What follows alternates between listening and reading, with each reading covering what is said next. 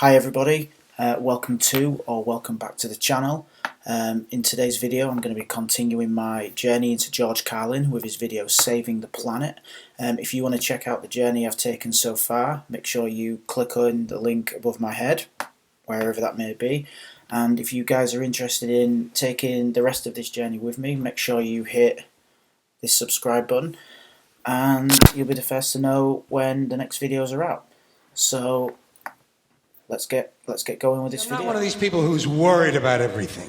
You got people like this around you. Country's full of them now. People walking around all day long, every minute of the day, worried about everything. Worried about the air, worried about the water, worried about the soil. Worried about insecticides, pesticides, food additives, carcinogens. Worried about radon gas, worried about asbestos. Worried about saving endangered species. Let me tell you about endangered species, all right? Saving endangered species is just one more arrogant attempt by humans to control nature. It's arrogant meddling. It's what got us in trouble in the first place. Doesn't anybody understand that? Interfering with nature. Over 90%, way over 90% of all the species that have ever lived on this planet, are gone. They're extinct. We didn't kill them all. They just disappeared. That's what nature does. They disappear these days at the rate of 25 a day. And I mean regardless of our behavior. Irrespective of how we act on this planet, 25 species that were here today will be gone tomorrow. Let them go gracefully. Leave nature alone. Haven't we done enough? We're so self-important. So self-important. Everybody's going to save something now. Save the trees, save the bees, save the whales, save those snails. And the greatest arrogance of all, save the planet. What? Are these fucking people kidding me?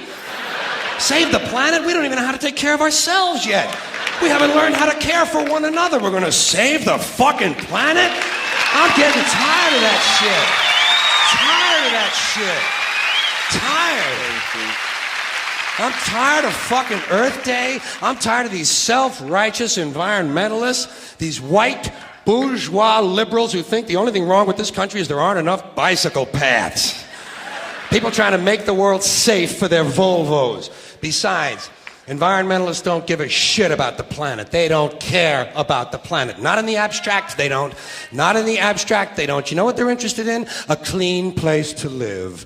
Their own habitat. They're worried that someday in the future they might be personally inconvenienced. Narrow, unenlightened self-interest doesn't impress me. Besides, there is nothing wrong with the planet. Nothing wrong with the planet. The planet is fine. The people are fucked. Difference. The planet is fine. Compared to the people, the planet is doing great. It's been here 4.5 billion years. Did you ever think about the arithmetic? Planet has been here 4.5 billion years. We've been here, what, 100,000? Maybe 200,000? And we've only been engaged in heavy industry for a little over 200 years. 200 years versus 4.5 billion. And we have the conceit to think that somehow we're a threat? That somehow we're going to put in jeopardy this beautiful little blue-green ball that's just a-floating around the sun? The planet has been through a lot worse than us. Been through all kinds of things worse than us. Been through earthquakes, volcanoes, plate tectonics, continental drift, solar flares, sunspots, magnetic storms, the magnetic reversal of the poles, hundreds of thousands of years of bombardment by comets and asteroids and meteors, worldwide floods, tidal waves, worldwide fires, erosion, cosmic rays, recurring ice ages, and we think some plastic bags and some aluminum cans are going to make a difference? The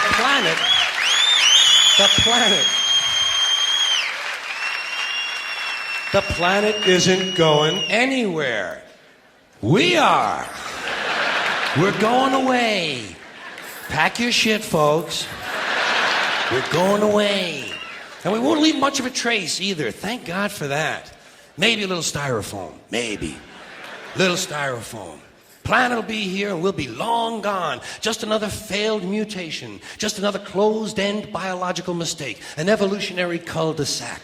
The planet will shake us off like a bad case of fleas. A surface nuisance.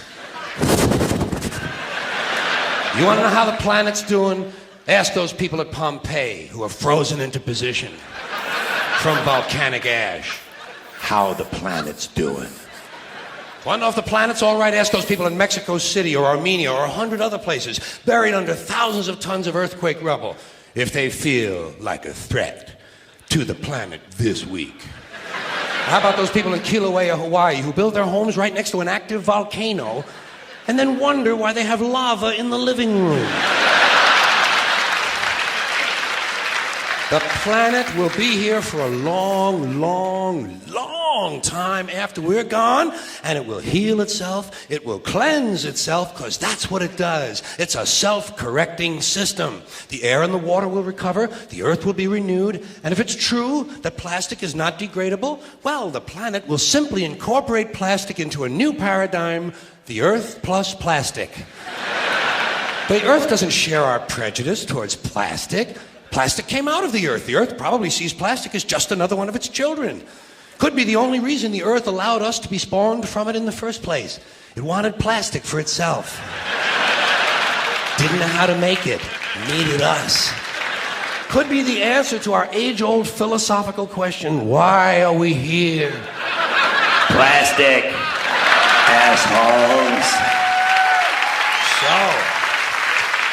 So, the plastic is here, our job is done, we can be phased out now, and I think that's really started already, don't you? I mean, to be fair, the planet probably sees us as a mild threat, something to be dealt with, and I'm sure the planet will defend itself in the manner of a large organism, like a beehive or an ant colony can muster a defense. I'm sure the planet will think of something. What would you do if you were the planet trying to defend against this pesky, troublesome species? Let's see, what might... viruses. Viruses might be good. They seem vulnerable to viruses. And viruses are tricky, always mutating and forming new strains whenever a vaccine is developed. Perhaps this first virus could be one that compromises the immune system of these creatures. Perhaps a human immunodeficiency virus, making them vulnerable to all sorts of other diseases and infections that might come along. And maybe it could be spread sexually, making them a little reluctant to engage in the act of reproduction. Well, that's a poetic note. And it's a start. And I can dream, can't I? See, I don't worry about the little things. Bees, trees, whales, snails. I think we're part of a greater wisdom than we will ever understand. A higher order. Call it what you want. Know what I call it? The big electron. The big electron. Whoa. Whoa. Whoa. It doesn't punish. It doesn't judge at all. It just is. And so are we. For a little while.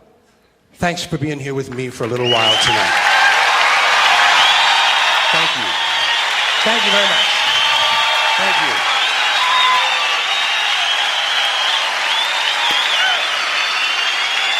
Thank you. Did George Carlin just predict the future in that video? Is the planet trying to kill us off? I'm absolutely shocked, stunned by that video. That was incredible. I mean, George was hilarious as always, and so clever, and his thought process is just absolutely second to none. Incredible.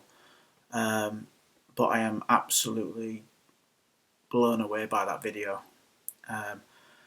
I'll be honest, I think after this reaction I'm gonna go back and watch that again to just process it a little bit, to try and make a bit more sense of what he said.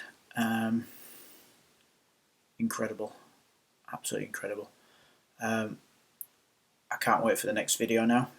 Hopefully you guys can join me for that one. Yeah, I think I need to go and have a lie down. Let me know what your thoughts are down below in the comments, and also let me know if you think George possibly predicted the future. Yeah, until next time, bye for now.